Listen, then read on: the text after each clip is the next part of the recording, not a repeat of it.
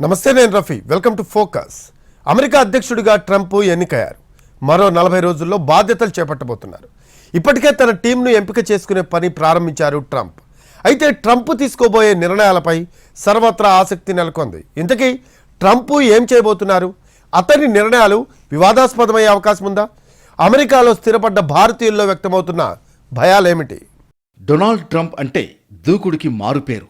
America అధ్యక్షుడిగా తొలి విడత పలు వివాదాస్పద నిర్ణయాలు తీసుకున్న ట్రంప్ ఈసారి మరింత దూకుడుగా ముందుకు వెళ్లబోతున్నారని స్పష్టమవుతోంది. 2017లో అమెరికా అధ్యక్షుడిగా తొలిసారి బాధ్యతలు చేపట్టిన డొనాల్డ్ ట్రంప్ 3 ఎగ్జిక్యూటివ్ ఆర్డర్లను జారీ చేశారు. మొదటిది ఫెడరల్ హైరింగ్ విధానాన్ని నిలుపుదల, విదేశాల్లో గర్భస్రావాలను ప్రోత్సహించే సంస్థలకు నిధులు సమకూర్చడంపై నిషేధం రెండోది. ఇక ట్రాన్స్ పసిఫిక్ పార్ట్నర్షిప్ నుంచి అమెరికా తప్పుకోవడం ట్రంప్ తీసుకున్న మూడో నిర్ణయం. 4 ఏళ్లు పనిచేశాక మరో 4 ఏళ్లు వైట్ హౌస్లో ఉండాలని భావించారు ట్రంప్. కానీ రెండోసారి ఓటమి పాలయ్యారు. దీంతో 2021లో అమెరికా అధ్యక్షుడిగా జో బైడెన్ బాధ్యతలు స్వీకరించారు. అయితే బైడెన్ మొదటి రోజే 17 ఎగ్జిక్యూటివ్ ఆర్డర్లు జారీ చేశారు. దీంతో ఈసారి దూకుడుగా ముందుకు వెళ్లదలుచుకున్నారు ట్రంప్. ఎన్నికల ప్రచార సమయంలో ఇచ్చిన వాగ్దానాల్లో కొన్నింటిని ఎగ్జిక్యూటివ్ ఆర్డర్ల రూపంలో అమలు చేయబోతున్నారని సమాచారం. వచ్చే ఏడాది జనవరి 20న అధ్యక్షుడిగా బాధ్యతలు చేపట్టగానే 25 ఎగ్జిక్యూటివ్ ఆర్డర్లు జారీ చేయనున్నట్లు తెలుస్తోంది. ముఖ్యంగా ఇమ్మిగ్రేషన్ నిబంధనలు కఠినతరమయ్యే అవకాశం ఉంది. అలాగే ఇంధనం అంశంలో కూడా కీలక ఆదేశాలు జారీ చేయనున్నట్లు తెలుస్తోంది. దీనికి సంబంధించి ఇప్పటికే అధికారులకు సూచనలు చేసినట్లు తెలుస్తోంది. వలసల విషయంలో కఠినంగా వ్యవహరించాలని భావిస్తున్నారు ట్రంప్. జన్మతః పౌరసత్వ హక్కును రద్దు చేయడానికి సిద్ధమవుతున్నారు. 150 ఏళ్లకు పైగా అమలవుతున్న ఈ విధానాన్ని రద్దు చేయడానికి అమెరికా రాజ్యాంగాన్ని మార్చబోతున్నారు. ఇది అమెరికాలో నివసిస్తున్న భారతీయులను కూడా కలవరపాటుకు గురిచేస్తోంది. సరిహద్దు విధానాలపై గత బైడెన్ ప్రభుత్వం తీసుకున్న నిర్ణయాలను ట్రంప్ ఉపసంహరించే సూచనలున్నాయి. ముఖ్యంగా అమెరికా మెక్సికో సరిహద్దులో భద్రతను కట్టుదిట్టం చేసే అవకాశం ఉంది. అక్కడికి అదనపు బలగాలను తరలించనున్నారు. అలాగే సరిహద్దు గోడను పునర్నిర్మించడంపైన దృష్టి సారించనున్నారు ట్రంప్. వివిధ దేశాల నుంచి జరుగుతున్న దిగుమతులపై సుంకాలు పెంచుతామని ఇప్పటికే ప్రకటించారు ట్రంప్. అయితే ట్రంప్ నిర్ణయాలను తీవ్రంగా వ్యతిరేకిస్తున్నారు ప్రస్తుత అధ్యక్షుడు జో బైడెన్. ఆర్థిక వ్యవస్థ, విద్యా విధానం, పౌర హక్కులు, వలసలకు సంబంధించి రూపొందించిన ప్రాజెక్ట్ 2025ను తప్పుబట్టారు. దాన్ని ఆర్థిక విపత్తుగా భావిస్తున్నట్లు తెలిపారు బైడెన్. అమెరికా చైనాల మధ్య ఉద్రిక్తతలు కొనసాగుతున్నాయి. ఇలాంటి పరిస్థితుల్లో ట్రంప్ అధికార పగ్గాలు అందుకోవడం వల్ల భారత్కు కలిసొచ్చే అవకాశాలున్నాయి. చైనాకు వెళ్లాల్సిన పెట్టుబడులు భారత్ వైపు మళ్లే సూచనలున్నాయి. వాస్తవానికి 1970ల చివరిలో అమెరికా చైనా మధ్య సంబంధాలు సాధారణ స్థితికి చేరాయి. ఆ సమయంలో ఆర్థిక, శాస్త్రీయ, సాంస్కృతిక రంగాల్లో ఇరు దేశాల మధ్య సహకారం పెరిగింది. కానీ 2017లో ట్రంప్ అధ్యక్షుడయ్యాక ఆ బంధం తెగిపోయింది. చైనాతో గల వాణిజ్య లోటును తగ్గించాలని పట్టుదలగా ఉన్నారు ట్రంప్. అంటే చైనా నుంచి వస్తున్న సరుకులపై సుంకాలు వేయడం ద్వారా దిగుమతులను కట్టడి చేయాలనేది ట్రంప్ ప్లాన్. ఇది అమెరికా చైనా మధ్య తీవ్ర వాణిజ్య యుద్ధానికి దారితీసే అవకాశం ఉంది. వాస్తవానికి అమెరికా చైనా మధ్య కుదిరిన వాణిజ్య ఒప్పందం ప్రకారం అమెరికాకే ప్రయోజనాలు ఎక్కువ దక్కాలి. అమెరికా ఉత్పత్తుల కొనుగోళ్లను పెంచడానికి చైనా అంగీకరించింది. మేధో సంపత్తికి సంబంధించిన సమస్యల పరిష్కారానికి ఒప్పుకుంది.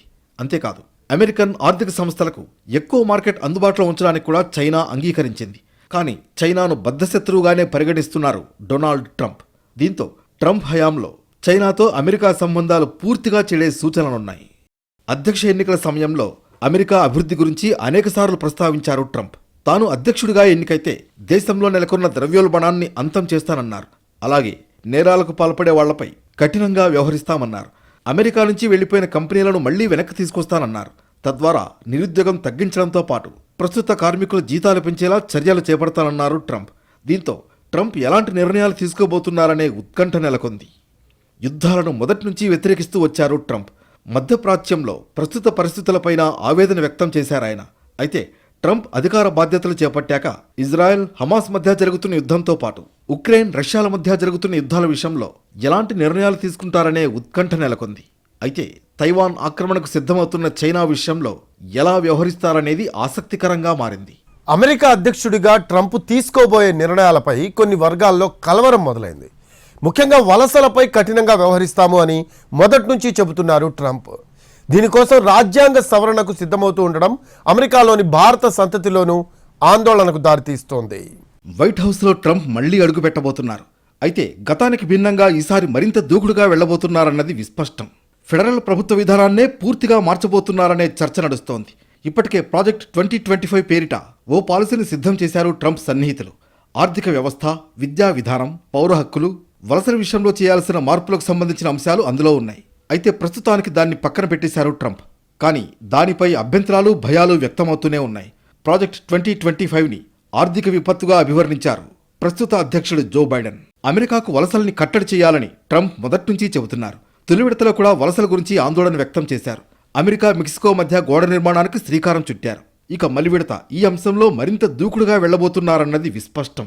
జన్మతః పౌరసత్వ హక్కును రద్దు చేయాలన్నది ట్రంప్ ఆలోచన. తల్లిదండ్రులు పౌరసత్వంతో సంబంధం లేకుండా అమెరికాలో పుట్టిన వాళ్లకు రాజ్యాంగం ప్రకారం పౌరసత్వం లభిస్తుంది. ఇప్పుడు దీన్ని మార్చాలనుకుంటున్నారు ట్రంప్. ఇందుకోసం రాజ్యాంగాన్ని మార్చుతామంటున్నారు. తొలి విడతలో ఇది సాధ్యం కాకపోయినా ఈసారి మాత్రం చేసి తీరుతామంటున్నారు ట్రంప్. గర్భంతో ఉన్న మహిళ అమెరికా వచ్చి బిడ్డకు జన్మనిస్తే ఆ బిడ్డ అమెరికన్ అవుతారు. ఇక పిల్లల్ని అడ్డం పెట్టుకుని వాళ్ల గార్డియన్ల హోదాలో తల్లిదండ్రులు కూడా అమెరికాలో ఉండిపోతున్నారు. ఇది బర్త్ టూరిజాన్ని ప్రోత్సహిస్తుందన్నది ట్రంప్, ఆయన మద్దతుదారుల వాదన. తాను కుటుంబాలను విచ్ఛిన్నం చేయదలుచుకోలేదంటున్నారు ట్రంప్. కుటుంబం విడిపోకూడదంటే ఒకటే మార్గం, కుటుంబ సభ్యులందరినీ వాళ్ల స్వదేశానికి పంపడం జరుగుతుందని స్పష్టం చేశారు ఆయన. అమెరికాలో దాదాపు 50 లక్షల మంది భారత సంతతి పౌరులున్నారు. వీళ్లలో 3/4కు పైగా అమెరికాలో పుట్టిన వాళ్లే. వీరందరికీ చట్టం ప్రకారం జన్మతః అమెరికా పౌరసత్వ హక్కు లభించింది. ఒకవేళ ట్రంప్ కనుక దాన్ని రద్దు చేస్తే వీరందరిపై ప్రభావం పడుతుంది. అమెరికా రాజ్యాంగానికి 150 ఏళ్ల క్రితం జరిగిన 14వ సవరణ ద్వారా జన్మతః పౌరసత్వ హక్కును చేర్చారు. అయితే జన్మతః పౌరసత్వం అనేది హాస్యాస్పదమైన అంశంగా అభివర్ణిస్తున్నారు ట్రంప్. ఇక జన్మతః లభించే పౌరసత్వ హక్కు రద్దు చేస్తే అది ప్రతి ఒక్కరిపై ప్రభావం చూపుతుందనే అభిప్రాయం వ్యక్తమవుతోంది. అమెరికన్ తల్లిదండ్రులు కూడా తమ పిల్లల పౌరసత్వ హక్కును నిరూపించుకోవడం కష్టంగా మారుతుందన్నది కొందరి వాదన. అమెరికాలోని భారత సంతతి సంగతి అలా ఉంటే ట్రంప్ వల్ల భారత్కు మాత్రం మంచి జరిగే సూచనలున్నాయి. ట్రంప్ హయాంలో ఇండో పసిఫిక్ సంబంధాలపై ప్రభావం పడడం ఖాయమనే విశ్లేషణలు వినిపిస్తున్నాయి. ముఖ్యంగా అమెరికా, చైనా మధ్య నెలకొన్న ఉద్రిక్తతలు భారత్కు కలిసొస్తాయనే అంచనాలున్నాయి. 70వ దశకం చివర్లో అమెరికా, చైనా మధ్య కుదిరిన బంధాన్ని గతంలోనే తెంచేశారు ట్రంప్. ఇప్పుడు ఆ రెండు దేశాల మధ్య శాస్త్ర సాంకేతిక రంగాలతో పాటు ఆర్థిక అంశాల్లోనూ అగాధం ఏర్పడబోతోంది. చైనాతో తమ వాణిజ్య లోటును తగ్గించాలని పట్టుదలగా ఉన్నారు ట్రంప్. దీనికోసం చైనా నుంచి వచ్చే దిగుమతులపై సుంకాలు విధించబోతున్నారు. అంతేకాదు, చైనాపై వ్యూహాత్మక ప్రత్యర్థి అనే ముద్ర వేసింది అమెరికా. అందువల్ల చైనా సంబంధాలు జాతీయ భద్రతకు సంబంధించిన అంశంగా మారింది. సున్నితమైన రంగాలలో చైనీస్ పెట్టుబడులపై నియంత్రణ, పెద్ద వాణిజ్య సంస్థలపై పరిమితులు పెరిగాయి. టెలికాం నెట్వర్క్లు, మొబైల్ ఫోన్ యాప్లు, పర్యావరణ వ్యవస్థలు, క్లౌడ్ కంప్యూటింగ్పై చైనీస్ ప్రభావాన్ని తగ్గించే చర్యలు మొదలయ్యాయి. బైడెన్ హయాంలోనూ అదే విధానం కొనసాగింది. చైనాకు వ్యూహాత్మక సాంకేతికత, పెట్టుబడులు వెళ్లకుండా అడ్డుకునే విధానాలకు రూపకల్పన జరిగింది. ఎలక్ట్రిక్ వాహనాల ద్వారా చైనా ప్రయోజనం పొందే ప్రయత్నం చేసింది. కానీ భారీగా సుంకాలు విధించి దాన్ని దెబ్బతీసింది అమెరికా. చివరికి అమెరికా అధికారంలో డెమోక్రాట్లున్నా, రిపబ్లికన్లు ఉన్నా చైనాను నియంత్రించడమే లక్ష్యమన్నట్లు పరిస్థితి మారిపోయింది. చైనా నుంచి తమ దేశానికి వచ్చి పడుతున్న యంత్రాలు, విద్యుత్, వైద్య పరికరాలపై ఎన్నికల ప్రచారంలో కూడా అభ్యంతరాలు వ్యక్తం చేశారు ట్రంప్. వాటిపై అధిక సుంకాలు వేయాలని డిమాండ్ చేశారు. ముఖ్యంగా కరోనా విషయంలో చైనా ప్రభుత్వం అనుసరించిన విధానం వల్లే 2020 ఎన్నికల్లో తాను ఓడిపోయారని భావిస్తున్నారు ట్రంప్. ఇక అమెరికా అధ్యక్షుడిగా మరోసారి అవకాశం దొరకడంతో చైనా సంగతేమిటో చూడాలన్నట్లుంది ట్రంప్ తీరు. అమెరికా, చైనాల మధ్య సంబంధాలు క్షీణించడంతో బీజింగ్ను ఆకర్షణీయమైన పెట్టుబడి గమ్యస్థానం నుంచి తొలగించాయి అమెరికన్ సంస్థలు. మరోవైపు చైనాలో కార్యకలాపాలు నిర్వహిస్తున్న యూరోపియన్ వాణిజ్య సంస్థలకు రాబడులు తగ్గాయి. మున్ముందు చైనా మార్కెట్ను మరిన్ని సమస్యలు చుట్టుముట్టే సూచనలున్నాయి. భౌగోళిక, రాజకీయ ఉద్రిక్తతల వల్ల అమెరికా టెక్ కంపెనీలు చైనా నుంచి బయటకు వెళ్లిపోయే అవకాశం ఉంది. అటువంటి సంస్థలు భారత్కు వచ్చే వీలుంది. భారత ప్రధాని నరేంద్ర మోడీతో ట్రంప్కు గల అనుబంధం కూడా దీనికి దోహదపడొచ్చనే అభిప్రాయం వ్యక్తమవుతోంది. ముఖ్యంగా చైనాపై ట్రంప్కు గల వ్యతిరేకత విభిన్న రంగాల్లో భారత్ను ప్రోత్సహించేందుకు దారితీయవచ్చని తెలుస్తోంది. భారత్, చైనా సరిహద్దుల్లో పరిస్థితుల దృష్ట్యా రక్షణ పరంగా మనకు అమెరికా నుంచి మద్దతు లభించే అవకాశం ఉంది. అలాగే జమ్మూ కాశ్మీర్లో పాక్ ప్రేరేపిత ఉగ్రవాదం అంశంలోనూ మనకు ట్రంప్ నుంచి సహకారం అందే వీలుంది. ట్రంప్ యుద్ధాలను వ్యతిరేకించారు. బైడెన్ ప్రభుత్వం తీరును దుయ్యబట్టారు.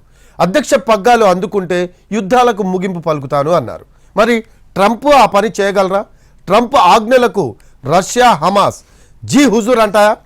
సిరియా, రష్యా, ఇరాన్లతో జరుగుతున్న ఘర్షణలతో అమెరికాకు సంబంధం లేదు. అది మన యుద్ధం కాదు. డమాస్కస్కు గాని మరో దేశానికి గాని చిల్లిగవ్వైనా ఇవ్వాల్సిన అవసరం లేదు. వైట్ హౌస్లో కూర్చుని మూడో ప్రపంచ యుద్ధం కోసం ఎదురుచూస్తున్న యుద్ధ పిపాసుల ఆటల్ని సాగనివ్వద్దు.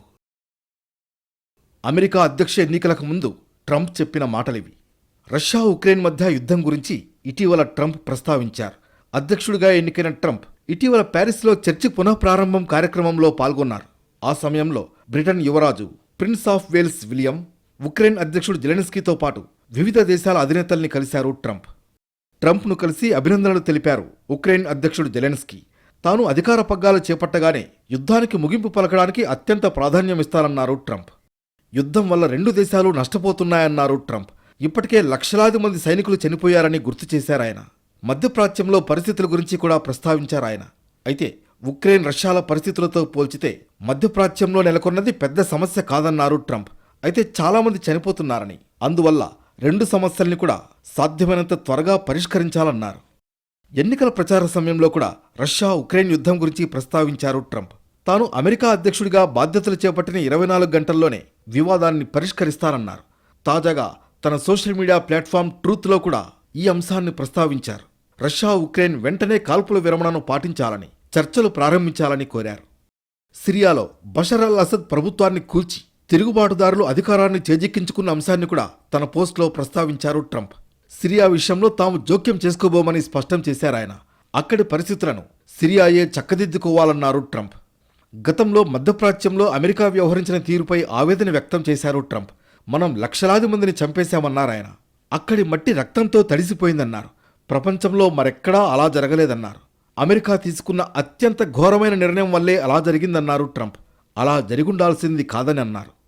హమాస్కు సీరియస్ వార్నింగ్ ఇచ్చారు ట్రంప్. బందీలుగా ఉన్న తమ పౌరుల్ని వెంటనే విడుదల చేయాలని డిమాండ్ చేశారు. తాను అధ్యక్షుడిగా బాధ్యతలు చేపట్టకముందే ఆ పని చేస్తే మంచిదన్నారాయన. లేదంటే భారీ మూల్యం చెల్లించుకోక తప్పదని హమాస్ను హెచ్చరించారు ట్రంప్. ట్రంప్ తీరుపై అనేక విమర్శలున్నాయి. ఆయన వ్యవహారశైలి మొదట్నుంచి వివాదాస్పదమే.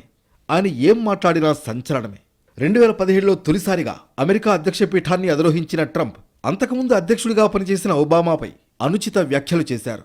మధ్యప్రాచ్యాన్ని వణికించిన ఐసిస్ వ్యవస్థాపకుడు మాజీ అధ్యక్షుడు బరాక్ ఒబామా అని ఆరోపించారు. ఐసిస్ సహ వ్యవస్థాపకురాలు హిల్లరీ క్లింటన్ అన్నారాయన.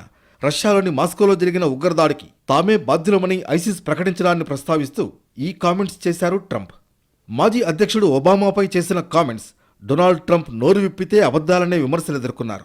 4 ఏళ్ల పాలనలో 30,000కు పైగా అబద్ధాలు చెప్పారని, తప్పుదోవ పట్టించే మాటలు మాట్లాడారని కొందరు లెక్కలు తీసి మరీ చెబుతున్నారు. రోజుకు కనీసం 21 అబద్ధాలు చెప్పారని విశ్లేషిస్తున్నారు. మరోవైపు గతంలో ఏ అధ్యక్షుడికి లేని విధంగా సెక్స్ స్కాండల్ దగ్గర నుంచి అధికార మార్పిడి సమయంలో అల్లర్ల వరకు అనేక వివాదాల్లో చిక్కుకున్నారు ట్రంప్. కానీ వాటన్నింటినీ పక్కన పెట్టి డొనాల్డ్ ట్రంప్నే మళ్లీ అధ్యక్షుడిగా కోరుకున్నారు అమెరికా ప్రజలు. దీనికి తగ్గట్లుగానే తొలి రోజే 25 ఎగ్జిక్యూటివ్ ఆర్డర్లను జారీ చేయబోతున్నారు ట్రంప్. మరి అవి అమెరికన్ల నమ్మకాన్ని కాపాడతాయో లేక వమ్ము చేస్తాయో చూడాలి.